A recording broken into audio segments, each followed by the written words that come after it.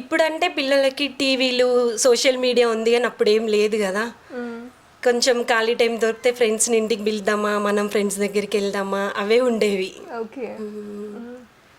ఇంతే ఆడుకునే వాళ్ళం. ఇవే క్యారమ్స్ ఆడడము, ఒకళ్ళ ఇంటికి ఒకళ్ళం వెళ్ళే వాళ్ళము.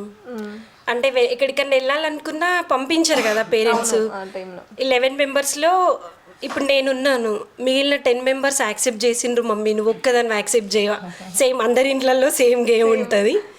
వాళ్ళు 10 మంది వెళ్తున్నారే, నేను ఒక్కదాన్ని ఉండాలా అని అందరం అట్లనే అడిగి అందరం అనుకోలేరు. ఇంతే జస్ట్ ఫ్రెండ్స్ ఇళ్ళకి అట్లాగే వెళ్ళే వాళ్ళం. అండ్ మా పేరెంట్స్ ఎప్పుడు మమ్మల్ని రిస్ట్రిక్షన్స్లో పెంచలేదు. అంటే ఇది కావాలి అంటే ఇది, ఇట్లా వెళ్తాను అంటే అది మంచి అయితే పంపించేవాళ్ళు, వద్దంటే కాదమ్మా ఇట్లా ఇట్లా ఉంటుంది. వాళ్ళు అంతే ఫ్రీగా చెప్పేవాళ్ళు, మేము అంతే బాగా వినేవాళ్ళం. ఓకే.